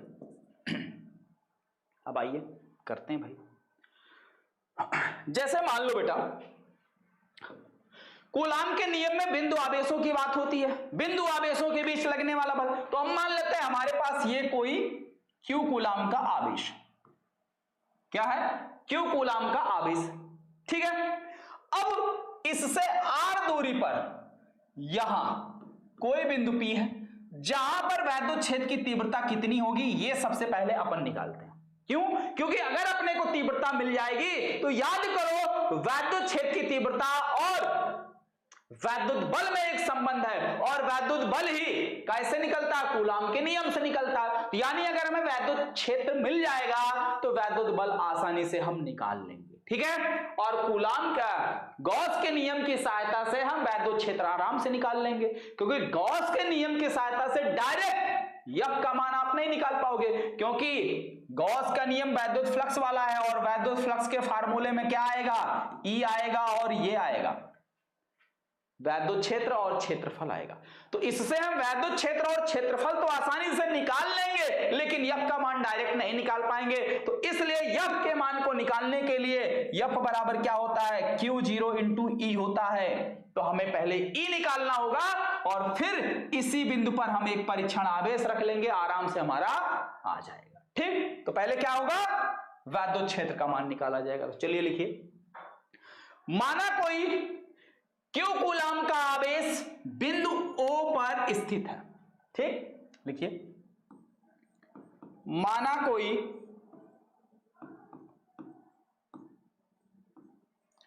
क्यू कूलाम का आवेश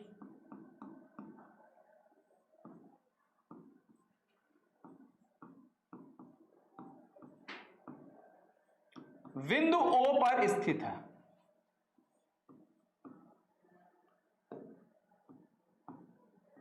बिंदु O पर स्थित है, जिससे R दूरी पर, जिससे स्मॉल r दूरी पर स्थित किसी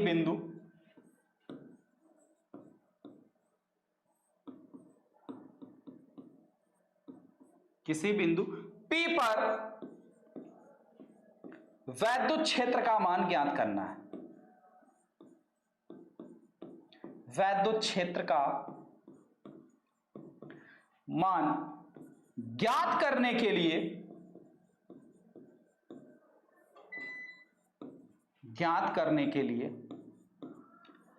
r त्रिज्या का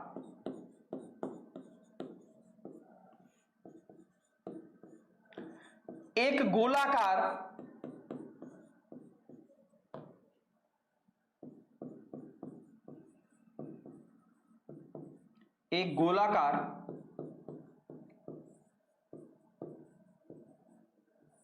गॉसियन पृष्ठ खींचा, एक गोलाकार गॉसियन पृष्ठ खींचा। ठीक है, जो बिंदु P से होकर जाता है, जो बिंदु P से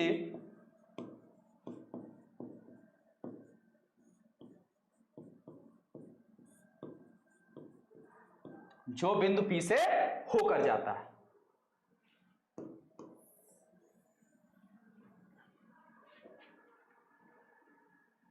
ठीक, आगे बात समझ में? तब आइए जो लिखा गया वो काम कर भी लिया जाए।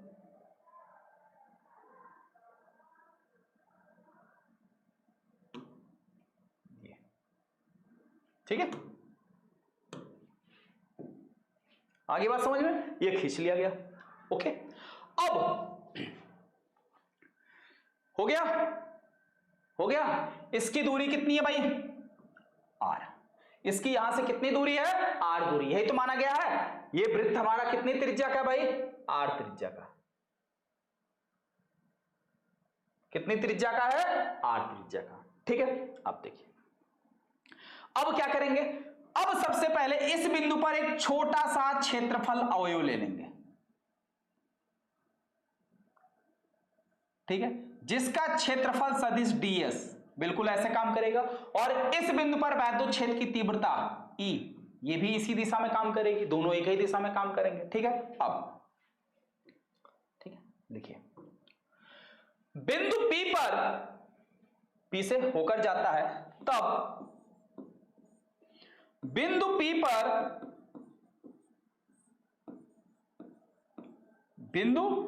पर आवेश Q के कारण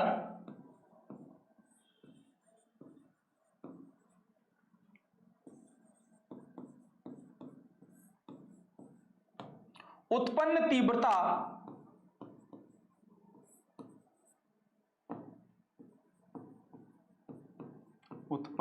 तीव्रता यदि E व बिंदु P पर सूक्ष्म क्षेत्रफल अवयव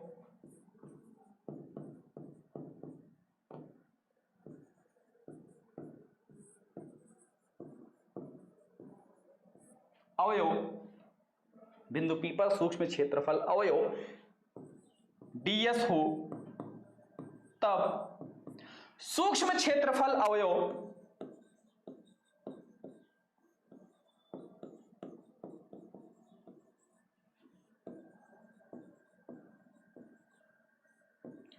ds से गुजरने वाला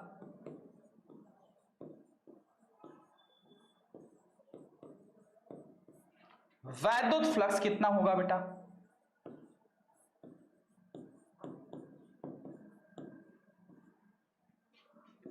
डी फाई ई बराबर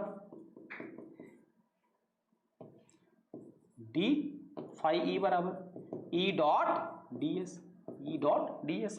अब डॉट में क्या होता है, कॉस ई ds कॉस थीटा, जहां पे थीटा क्या है, वैद्युत क्षेत्र और क्षेत्रफल वेक्टर के बीच में बना हुआ कोण, ये थीटा 0, ठीक है।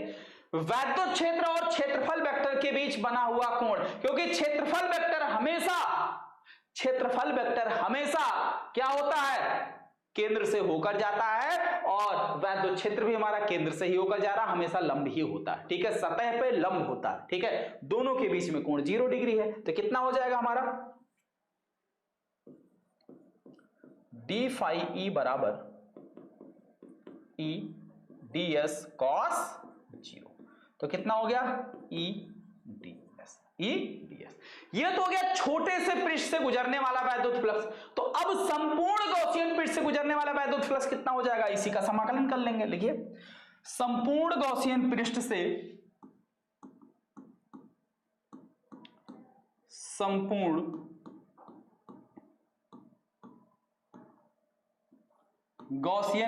से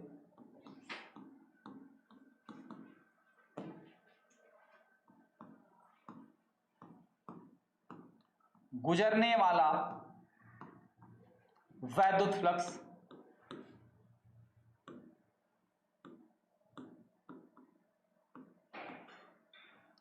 कितना हो जाएगा, फाई ई बराबर close integration D phi E, ठीक। अब ये क्या हो जाएगा, इंटीग्रेशन डी फाई का मान कितना है, ई डी एस, ई बाहर, अंदर क्या हो गया, डी एस। अब ये डी एस क्या है, एक छोटे से क्षेत्रफल, छोटे से सूक्ष्म क्षेत्रफल अवयव का। अब पूरे गोले का पृष्ठ कितना होगा, इंटीग्रेशन का मतलब पूरे गोले के पृष्ठ की बात हो रही है, तो किसी भी अगर गोले की त्रिज्या r है तो गोले का जो पृष्ठ होता है 4 पाई r स्क्वायर होता है, तो ये क्या हो जाएगा, e इंटू 4 पाई r स्क्वायर, ठीक है। ये हो गया हमारा फाई ई बराबर, सिंस इंटीग्रेशन ds बराबर 4 पाई r स्क्वायर। ये हो गया हमारा समीकरण नंबर ए। क्या हो गया, ये हो गया हमारा समीकरण नंबर ए, ठीक है। अब ये लगा दो गॉस की प्रमेय। तो गॉस की प्रमेय से उसको क्या टाइम दूं? गॉस की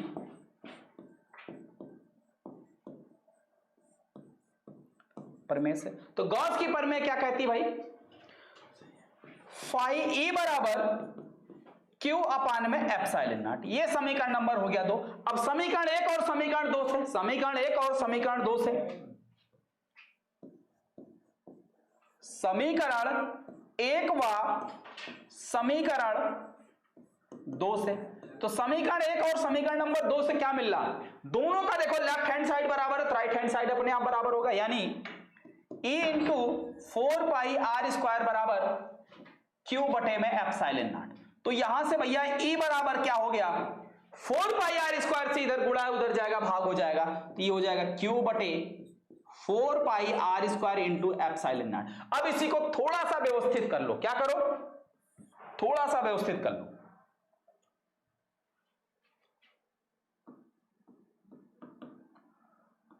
Q upon 4 pi are square epsilon nought, यही था। अब इसको हम क्या कर देते, 1 अपान 4 पाई एप्सिलॉन नॉट, इसको इसके साथ कर दे, क्योंकि क्यू के साथ क्यू गुणे 1 करो कोई फर्क नहीं पड़ेगा। अब 1 को यहां कर लिया, अब यहां आ गया इनटू क्यू बटे आर स्क्वायर। ठीक है, ये आ गया बिंदु P पर वैद्युत क्षेत्र की तीव्रता।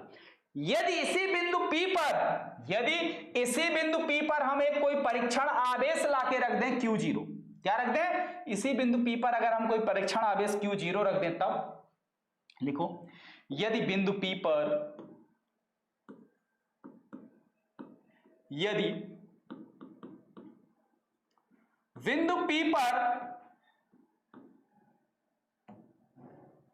एक परीक्षण आवेश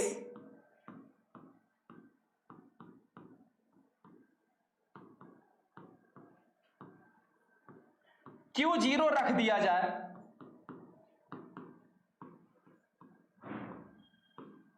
तब वैद्युत क्षेत्र के द्वारा उस पर लगने वाला बल, वैद्युत क्षेत्र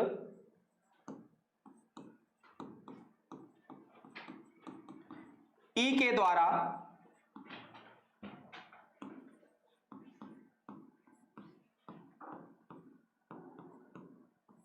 परीक्षण आवेश पर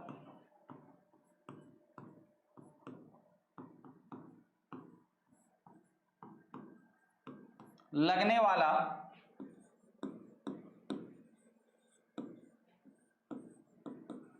वैद्युत बल F बराबर Q0 इंटू ई। Q0 E का मान 1 अपान 4 पाई एप्सिलॉन नॉट, देखो यहीं से, इंटू क्यू बटे आर स्क्वायर। अब इस Q0 को Q के साथ कर दो, 1 अपान 4 पाई एप्सिलॉन नॉट Q0 बटे आर स्क्वायर। यही क्या है, कूलाम का नियम है। यही क्या है बेटा, कूलाम का नियम है।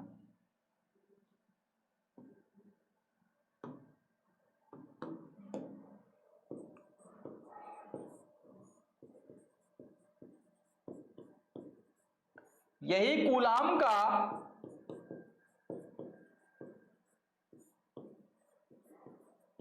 नियम है, यही कूलाम का नियम है। ठीक है, आगे बात समझ में एकदम अच्छे से क्लियर हुआ, बोलो स्क्रीनशॉट लेना, ले लो भैया।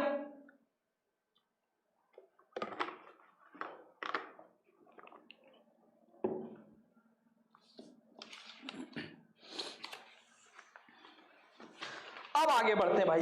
अब देखिए अगला क्वेश्चन, इस सेक्शन में और क्वेश्चन देखिए क्या है भाई, आते हैं और क्वेश्चन की तरफ।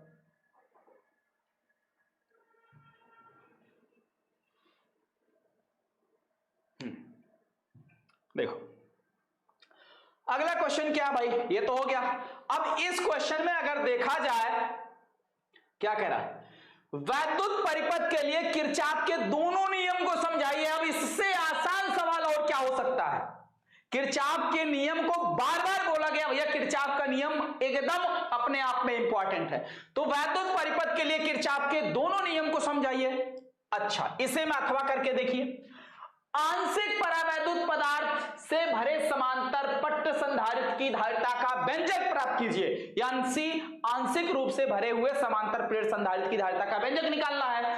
तो सूत्र निकालने के बाद यानी डेरिवेशन करने के बाद देखिए, संधारित्र की धारिता दे रखी है और संधारित्र के बीच रखा हुआ परावैद्युत पदार्थ का परावैद्युतांक दिया हुआ है। तो कह रहा संधारित्र के गुटके पर प्रेरित आवेश की मात्रा कितनी होगी। कुल मिला के अपने को क्या निकालना है, क्यू का मान निकालना है, निकल आएगा। ठीक है। अब चाहे ये करो या ये करो, अब हम ये बोलेंगे भैया पढ़ने वाले जो बच्चे होंगे तुरंत ये करेंगे, इसमें एकदम जबरदस्त, कहीं नंबर कटने के कोई चांसेस नहीं।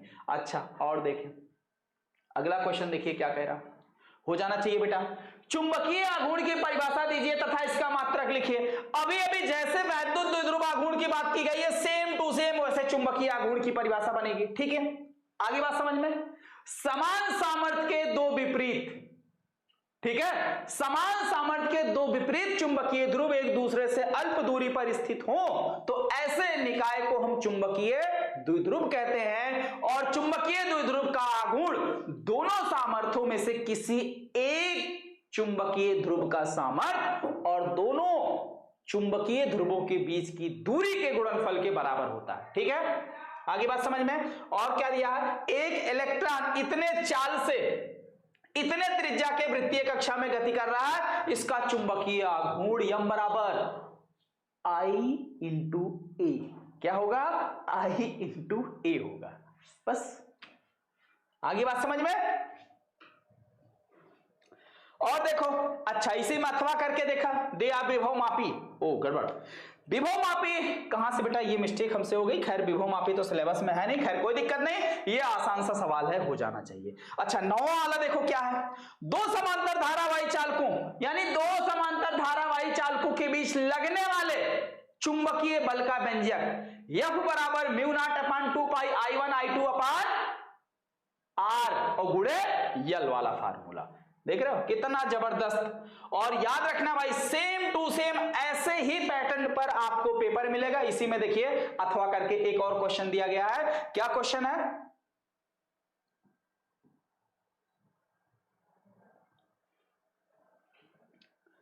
खगोलीय दूरदर्शी की तुलना संयुक्त सूक्ष्मदर्शी से कीजिए। क्या दूरदर्शी को सूक्ष्मदर्शी तथा इसके विलोम की तरह प्रयुक्त किया जा सकता है, कारण सहित बताइए। ये कह रहे हैं कि सूक्ष्मदर्शी की जगह हम दूरदर्शी का प्रयोग कर लें चलेगा, या इसी का उल्टा सूक्ष्मदर्शी की जगह दूरदर्शी का प्रयोग कर ले, दोनों का काम हो पाएगा उल्टा वाला। अगर हो पाएगा तो कारण सहित स्पष्ट करो, क्यों नहीं हो पाएगा। देखो क्या, अगर स्ट्रक्चर अच्छे से याद है, फिगर याद है, क्या कहानी है कैसे है, तो जरूर इसका आंसर हो पाएगा। खैर इसमें माथापच्ची करने से अच्छा है भैया, इससे बढ़िया क्वेश्चन यही है, दो समांतर धारावाही चालकों के बीच, ठीक है। तो इस तरीके से भैया आपको पेपर में क्या करना है, काम करना है।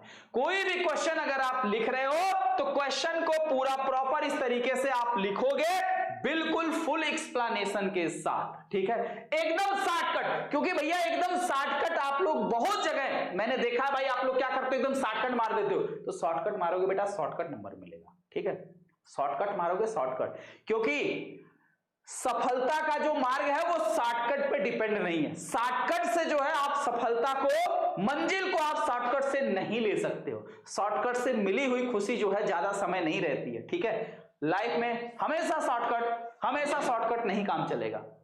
आगे बात समझ में क्लियर है। तो भाई और देखिए इसमें जो और क्वेश्चन हमने आपके लिए छोड़ दिए हैं, ठीक है, ये सारे क्वेश्चन का सलूशन हम आपको ऐप पर करा दे रहे हैं। अब डेट आपको बताना है कि किस दिन कराएं, डेट आप सभी लोग बताइए कि किस दिन मैं कराऊं। और वैसे भी जो बच्चे संजीवनी बैच से नहीं भी जुड़े हैं, ठीक है, वो अगर चाहें तो ये पूरा पेपर सॉल्व कर सकते हैं। केवल और केवल संजीवनी बैच की जितनी भी क्लास यूट्यूब पर आपको फ्री मिली है, सिर्फ उतनी ही क्लास से इसका पूरा आंसर आप कर ले जाओगे, ठीक है।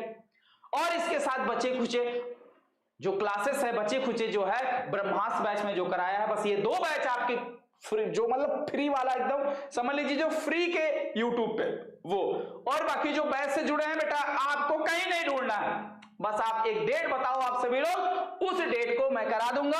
और यहां पर आप देख सकते हैं जो पूरे स्टेट में रैंक 1 स्कोर किया है वो भी शुभम क्लासेस से पढ़ा हुआ छात्र है, और रैंक 6 लाने वाला छात्र भी शुभम क्लासेस से ही पढ़ा हुआ है। और ऐसे बहुत से स्टूडेंट हैं जो एग्जाम में 96 स्कोर किए हैं। और इस बार भैया आपकी बारी है एग्जाम में जबरदस्त अंक स्कोर करने की। और फिलहाल अभी ब्रह्मास्त्र बैच की जो प्राइस है वो कम कर दी गई है, तो जो नहीं जुड़े हैं बेटा जबरदस्त मौका है, आप जुड़ सकते हैं मात्र 399 रुपए के साथ, ठीक है।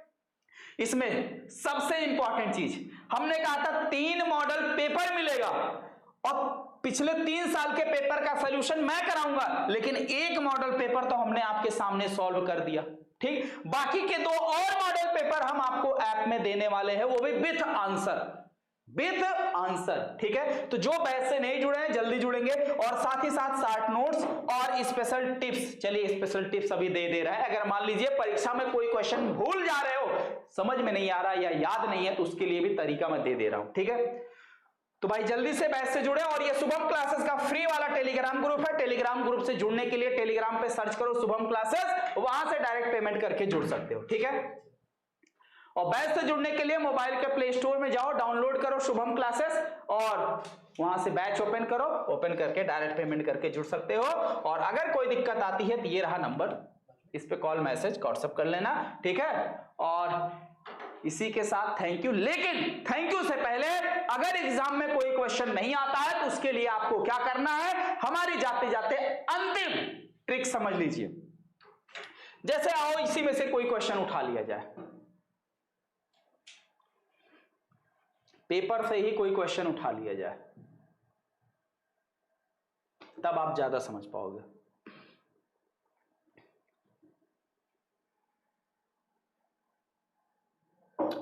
देखो चलो एक क्वेश्चन उठा लिया मैंने, जब कुछ नहीं आ रहा हो तब की कंडीशन है, हर क्वेश्चन में मत लगा लेना। जब कुछ नहीं आ रहा तब की कंडीशन है, हर क्वेश्चन में मत लगा लेना, पहले ही बता रहा हूं।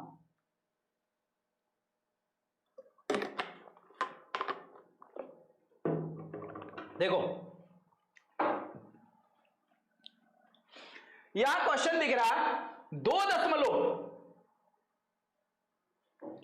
2.14 इलेक्ट्रॉन वोल्ट के कार्यफलन वाले धातु पृष्ठ पर आपतित प्रकाश की तरंगदैर्घ्य 5000 एंगस्ट्रॉम है। उत्सर्जित प्रकाशिक इलेक्ट्रॉनों की अधिकतम गतिज ऊर्जा, अधिकतम वेग ज्ञात कीजिए। अधिकतम गतिज ऊर्जा और अधिकतम वेग ज्ञात करना है। ठीक है, आगे बात समझ में। अब ये देखा जाए तो ये आपके लिए न्यूमेरिकल है, ये अगर देखा जाए तो आपके लिए न्यूमेरिकल है। मान लीजिए आपको नहीं आ रहा है, ये सवाल में आपको कुछ नहीं आ रहा है, तो आप क्या करोगे? क्या लिखा हुआ? कार्यफलन। क्या लिखा है? इतने इलेक्ट्रॉन कार्यफलन वाले धातु। तो आप बढ़िया से हेडिंग लगाओ कार्यफलन। कार्यफलन की परिभाषा याद है? छाप दो। और क्या आया है? ठीक है, तरंगदैर्घ्य, अधिकतम वेग। और कार्यफलन की जब परिभाषा लिखना कार्यफलन की, तो कार्यफलन की परिभाषा लिखते समय यदि, ठीक है, कार्यफलन क्या है? वो आवश्यक न्यूनतम ऊर्जा है, वह आवश्यक न्यूनतम ऊर्जा है जो किसी धातु की सतह से मुक्त इलेक्ट्रॉनों का उत्सर्जन कर सके। ठीक, तो उसी में ये भी 2 लाइन और ऐड करना।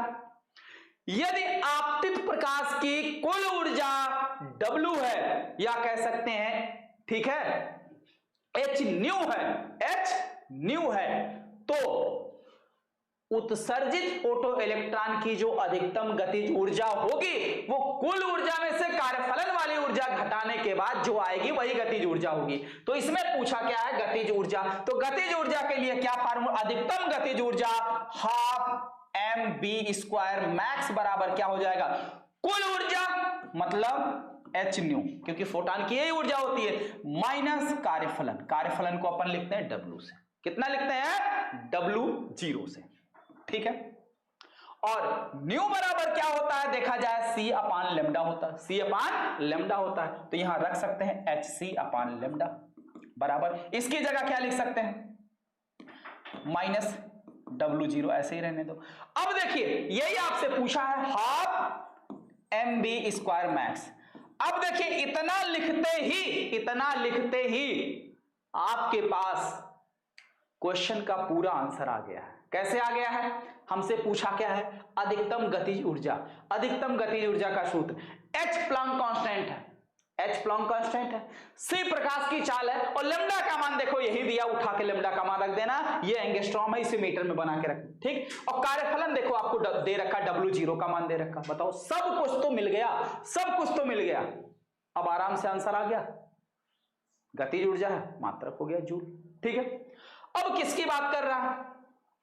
अधिकतम वेग भी पूछ रहा, क्या पूछ रहा, वेग पूछ रहा है। ठीक, तो यहां से पक्षांतर करके वेग निकाल लेना, पक्षांतर करके वेग निकाल लेना। आगे बात समझ में? तो ये रहा भैया ट्रिक। अगर खोजने से भगवान भी मिल जाते हैं, फिलहाल ये तो एक क्वेश्चन का आंसर है, ये तो एक क्वेश्चन का आंसर है। हमने सिर्फ आपको क्या ट्रिक दिया कि कुछ नहीं आ रहा, कार्यफलन मतलब समझ रहे हो ना, सिर्फ एक वर्ड पकड़ के आगे बढ़ो, सब कुछ आपके सामने आ जाएगा। अगर पढ़े हो तो जरूर याद आ जाएगा, 100% गारंटी के साथ। अगर मान लीजिए आप ये पढ़े ही नहीं है, तब कहां, तब तो याद आना भैया मुश्किल है। फिर भैया जो भी कार्यफलन से संबंधित जितना भी आएगा उतना ही लिख के चले आना है, और नहीं आ रहा तो गलत नहीं लिखना है। ठीक है, आगे बात समझ में? और लेकिन फिलहाल अगर आप क्लास 12 के स्टूडेंट हैं और ऐसा हो नहीं सकता कि फिजिक्स में किसी भी वर्ड का आपको परिभाषा ना पता हो या किसी भी चीज का मतलब ना समझ में आए। ठीक है, तो चलिए इसी के साथ उम्मीद करता हूं ये सेशन आप सभी को भाई बहुत पसंद आया होगा, और सभी लोग लाइक और शेयर जरूर कर दीजिएगा। तो कमेंट सेक्शन में जरूर बताना भैया आज का ये सेशन कैसा रहा, और तैयार रहिएगा महाप्रलय की क्लास के लिए। और अगर अभी भी आपने कुछ नहीं पढ़ा है तो महाप्रलय की क्लास के बाद आपका सब कुछ तैयार हो जाने वाला है, क्योंकि प्रलय आने के बाद वैसे भी कुछ बचता नहीं, सब कुछ तहस नहस हो जाता है, और वही काम महाप्रलय की क्लास करेगी। ठीक है भाई, तो चलिए आज के लिए इतना ही। थैंक यू, मिलते हैं फिर अगली क्लास में।